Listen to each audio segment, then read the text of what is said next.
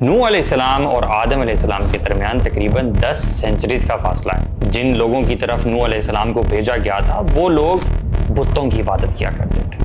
انہوں نے اپنی قوم کو خبردار کیا کہ صرف اللہ تعالیٰ کی عبادت کریں، ورنہ اگر وہ اپنی برائیوں پر ڈٹے رہیں گے تو اللہ تعالیٰ کا سخت ترین عذاب آئے گا۔ لانگ سٹوری شارٹ یہ کہ نوح علیہ السلام نے ہر طرح سے انہیں سمجھانے کی کوشش کی اور قرآن کی آیات کے مطابق 950 سال تک دعوت دیتے رہے۔ پھر ایک دن وہ آیا جب اللہ سبحانہ وتعالیٰ نے خود نوح علیہ السلام پر آیات نازل کی۔ نوح علیہ السلام کو حکم ہوتا ہے کہ وہ ایک بہت بڑی کشتی بنائیں۔ In Genesis, God gives precise measurements: 300 cubits long, 50 cubits wide, 30 cubits high. یہ دیکھتے ہوئے کفار بہت ہنستے ہیں کہ یہ آخر نوح علیہ السلام کو کیا ہو گیا۔ بہرحال پانی زمین میں سے پھوٹ پڑا، زمین میں کریکس آ چکے تھے اور ہر کریک اس میں سے پانی نکل رہا تھا۔ اس کے ساتھ ساتھ آسمان سے بھی انتہا کی بارش ہو رہی تھی، ایسی بارش جو دنیا نے پہلے کبھی وٹنس نہیں کی تھی۔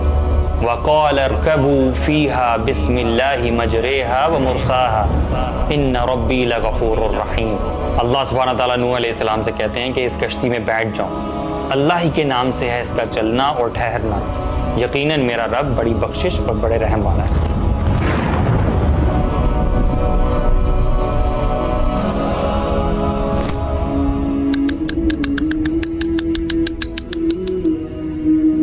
نوح علیہ السلام اور آدم علیہ السلام کے درمیان 146 سال کا فاصلہ تھا۔ ابن عباس رضی اللہ عنہ کہتے ہیں کہ رسول اللہ صلی اللہ علیہ وسلم نے فرمایا کہ نوح علیہ السلام اور آدم علیہ السلام کے درمیان تقریباً 10 سینچریز کا فاصلہ ہے۔ سوال یہ پیدا ہوتا ہے کہ نوح علیہ السلام تھے کہاں اور کس ٹائم پیریڈ میں تھے؟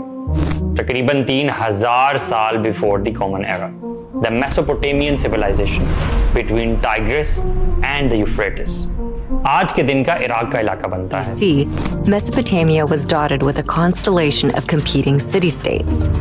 At one point, they were unified under the Akkadian Empire. یہ وہ civilization ہے جس میں 4 چیزیں ہوئی تھیں۔ ایک تو دنیا کی پہلی لکھائی جسے کیونیفارم کہا جاتا ہے، دنیا کے پہلے شہر اور اورک، زگریٹس جو کہ اسٹیپڈ ٹیمپلز تھے جن کی تصویریں آپ دیکھتے ہوں گے، اور اس زمانے کی کچھ انوینشنز جیسا کہ ویل، پلو اور دنیا کا پہلا لا جس کو کوڈ آف ہیمورابی کہتے ہیں۔ یہ تھا نوح علیہ السلام کا زمانہ۔ جن لوگوں کی طرف نوح علیہ السلام کو بھیجا گیا تھا وہ لوگ بتوں کی عبادت کیا کرتے تھے۔ اب ایسا نہیں تھا کہ یہ لوگ شروع سے ہی بتوں کی عبادت کیا کرتے تھے، بلکہ سچ تو یہ ہے کہ اوور جنریشنز ان لوگوں کو شیطان نے گمراہ کر دیا تھا۔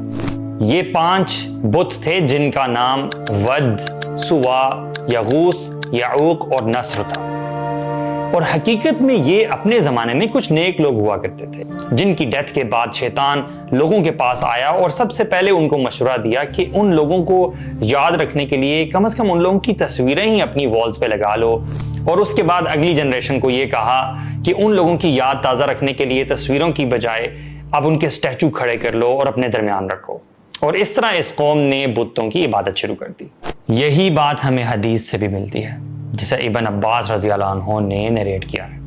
وہ کہتے ہیں کہ following upon the death of those righteous men, شیطان inspired these people to erect statues in the places where they used to sit. اور ان لوگوں نے پھر ایسا ہی کیا۔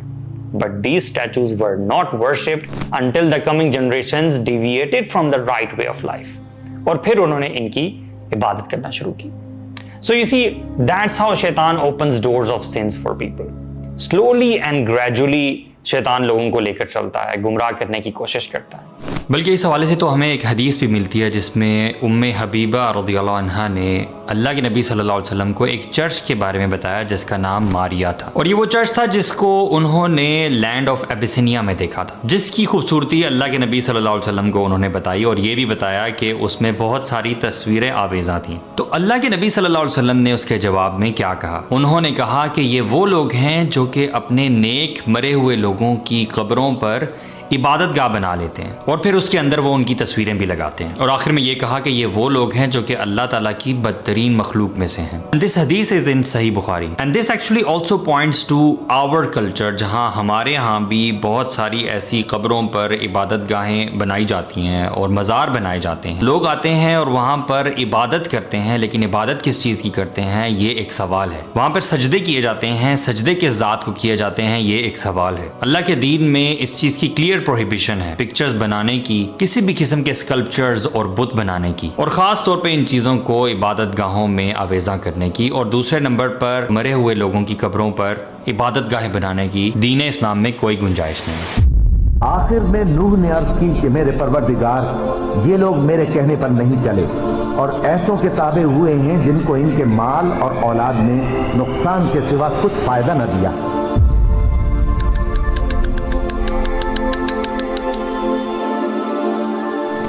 یہ وہ لوگ تھے جن کی طرف نوح علیہ السلام کو بھیجا گیا تھا. نوح علیہ السلام کے بارے میں اگر ہم بات کریں تو he was a very excellent speaker اور بہت صبر کرنے والے بھی تھے. وہ اپنی قوم کو سمجھاتے کہ زندگی اور کائنات اللہ تعالیٰ کی نشانیوں سے بھری ہوئی ہے, کہ آسمان اور زمین کا مالک صرف اللہ سبحانہ و تعالیٰ ہے, اس لیے ایک سے زیادہ خدا نہیں ہو سکتے. انہوں نے اپنی قوم کو خبردار کیا کہ صرف اللہ تعالیٰ کی عبادت کریں, ورنہ اگر وہ اپنی برائیوں پر ڈٹے رہیں گے تو اللہ تعالیٰ کا سخت ترین عذاب آئے گا. ان کی قوم دو گروہوں میں تقسیم ہو گئی. ایک وہ لوگ جنہوں نے نوح علیہ السلام کی نصیحت کو لیا, یہ زیادہ تر غریب لوگ تھے جن کے دلوں کو نوح علیہ السلام کی نصیحت چھو گئی. لیکن امیر, طاقتور, بڑے سردار اور حکمران نوح علیہ السلام کی باتوں کو شک کی نگاہ سے دیکھتے تھے. وہ سمجھتے تھے کہ اگر حالات ویسے ہی رہیں جیسے ہیں تو ان کے لیے بہتر ہو. اس لیے انہوں نے نوح علیہ السلام کے خلاف زبانی جنگ شروع کر دی. پہلے تو انہوں نے کہا کہ نوح, آپ تو ہماری طرح کے انسان ہیں. فقال الملأ الذین کفروا من قومہ ما نراک الا بشرا مثلنا. تو ان کی قوم کے سردار جو کافر تھے کہنے لگے کہ ہم تو تمہیں اپنے جیسا ایک انسان دیکھتے ہیں, اور ہم دیکھتے ہیں کہ تمہاری پیروی صرف کن لوگوں نے کی جو سب سے پست درجے کے لوگ ہیں, وہ بھی بے سوچے سمجھے, اور ہم تم میں اپنی نسبت کوئی برتری نہیں دیکھتے بلکہ ہم تو تمہیں جھوٹا خیال کرتے ہیں. لانگ سٹوری شارٹ یہ کہ نوح علیہ السلام نے ہر طرح سے انہیں سمجھانے کی کوشش کی, اور قرآن کی آیات کے مطابق 950 سال تک دعوت دیتے رہے, دن میں اور رات میں, پبلکلی اور الگ الگ سے بھی, جس طرح سے بھی ممکن تھا. لیکن زیادہ تر لوگوں نے نوح علیہ السلام کی دعوت کو ریجیکٹ ہی کیا. اور اوپر سے یہ کہ ہر نسل اپنی اگلی نسل کو یہی کہہ کر جاتی رہی کہ نوح علیہ السلام کی نصیحت پر ایمان بالکل بھی مت لانا اور ان کے خلاف کھڑے رہنا. تو اس طرح وہ سچ کو ماننے سے انکار کرتے رہے. پھر ایک دن وہ آیا جب اللہ سبحانہ و تعالیٰ نے خود نوح علیہ السلام پر آیات نازل کی. اور پھر نوح نے یہ دعا کی کہ میرے پروردگار, ان کافروں میں سے کسی کو زمین پر بسہ نہ رہنے دے. اگر تو ان کو رہنے دے گا تو یہ تیرے بندوں کو گمراہ کریں گے,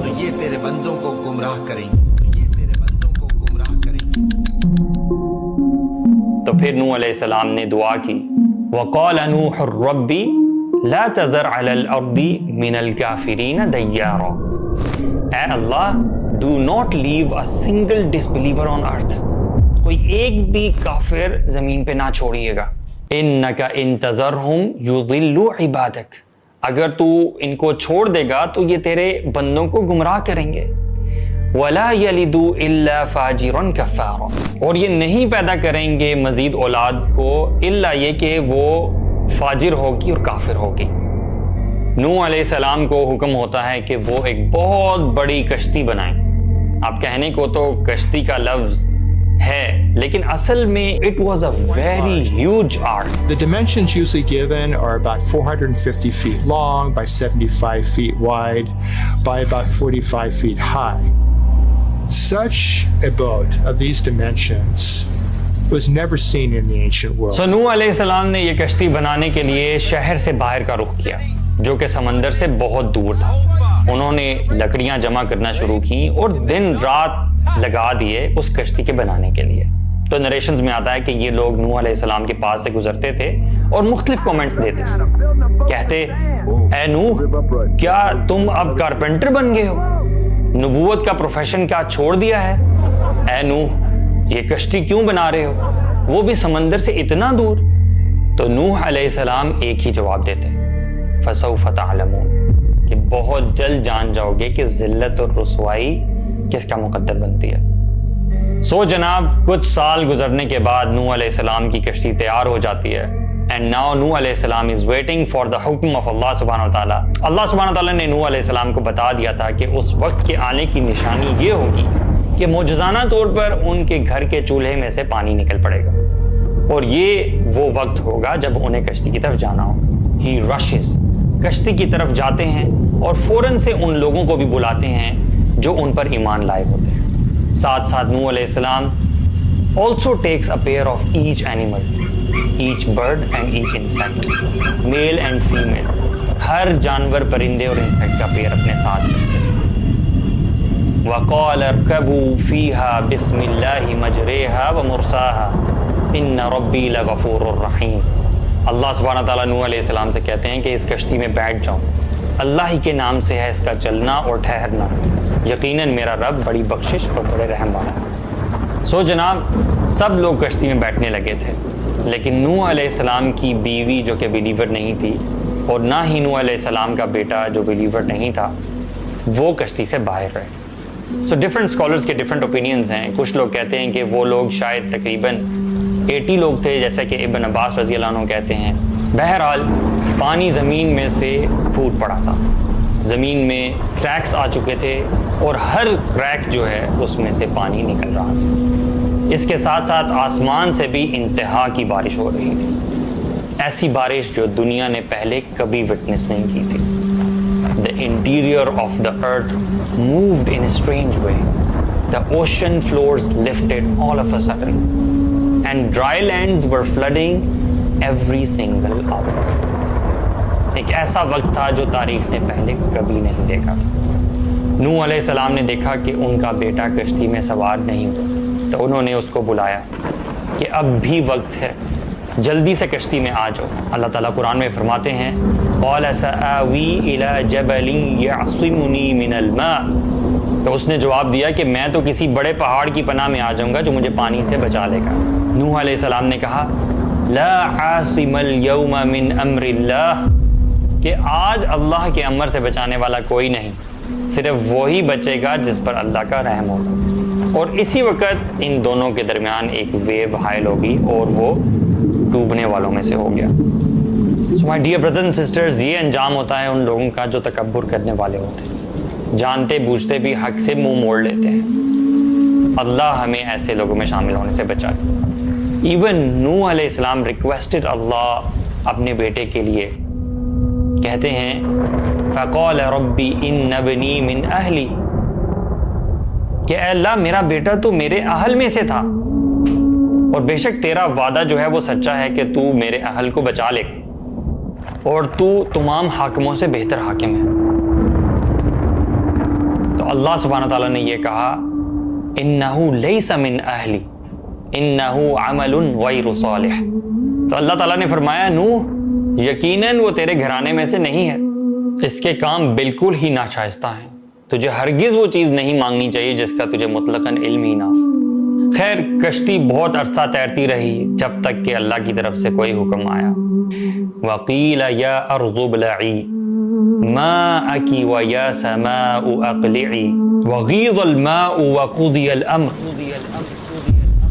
اللہ سبحانہ تعالیٰ کی طرف سے کہا گیا کہ اے زمین اپنے پانی کو نگل لے، اور اے آسمان withhold your rain، and the water subsided and the matter was accomplished۔ اور یہ کشتی جو تھی ایک پہاڑ جس کا نام جودی تھا وہاں پر جا کر رک گئی، اور فرما دیا گیا کہ ظالم لوگوں پر اللہ کی لعنت ہو۔ اللہ کا حکم آ چکا تھا، سب کچھ رک گیا، فلڈز اللہ کے حکم سے جھٹ گئے اور زمین returned to its original calm state. دنیا کے اس میسو سیلاب نے زمین کو تمام کافروں سے پاک کر دیا تھا۔ حکم ہوا یا نوح اہبط بسلام منا وبرکات علیک وعلی ممن معک، اے نوح ہماری جانب سے سلامتی ہو ان برکتوں کے ساتھ اتر آئیے۔ نوح علیہ السلام اتر آئے اور تمام فالوورز بھی۔ نوح علیہ السلام released all the birds and the beasts جن کو انہوں نے اپنے ساتھ کشتی میں رکھا تھا، اور وہ سارے زمین میں پھیل گئے۔ نوح علیہ السلام نے اپنا سر زمین پہ رکھا اور سجدہ کیا۔ باقی بلیورز نے آگ جلائی اور اس کے گرد بیٹھ گئے، کیونکہ بڑے عرصے سے آگ نہیں جلائی تھی اور پکا ہوا کھانا نہیں کھایا تھا، کیونکہ یہ لوگ کشتی پر سوار تھے اور یہ ممکن نہیں تھا۔ تاریخ کے مطابق اگلا دن روزے کا دن تھا for being grateful to اللہ سبحانہ وتعالی۔ قرآن میں حضرت نوح علیہ السلام کا قصہ ایک جگہ آ کر ختم ہو جاتا ہے۔ اس کے بعد ان کی قوم کے ساتھ کیا ہوا ہمیں اس کی زیادہ تفصیل نہیں ملتی، بس اتنا معلوم ہے کہ جب ان کا آخری وقت آیا تو انہوں نے اپنے بیٹے کو نصیحت کی کہ صرف اللہ کی عبادت کرنا۔ پھر نوح علیہ السلام کا انتقال ہو گیا۔ حضرت عبداللہ بن عمر بن العاص رضی اللہ عنہ بیان کرتے ہیں کہ رسول اللہ صلی اللہ علیہ وسلم نے فرمایا، جب حضرت نوح علیہ السلام کی وفات کا وقت قریب آیا تو انہوں نے اپنے بیٹوں سے کہا، میں تمہیں 2 باتوں کا حکم دیتا ہوں اور 2 باتوں سے روکتا ہوں۔ میں تمہیں حکم دیتا ہوں کہ یہ ایمان رکھو کہ اللہ کے سوا کوئی معبود نہیں، اور اگر 7 آسمان اور 7 زمینیں ایک پلڑے میں رکھ دی جائیں اور یہ کلمہ لا الہ الا اللہ دوسرے پلڑے میں رکھ دیا جائے تو یہ کلمہ سب پر بھاری ہوگا، اور میں تمہیں اللہ کے ساتھ کسی کو شریک کرنے اور غرور و تکبر سے منع کرتا ہوں۔ کچھ روایات کے مطابق حضرت نوح علیہ السلام کی قبر مکہ مکرمہ کی مسجد حرام میں ہے، جبکہ بعض کہتے ہیں کہ ان کی قبر عراق کے شہر بھلابک میں ہے۔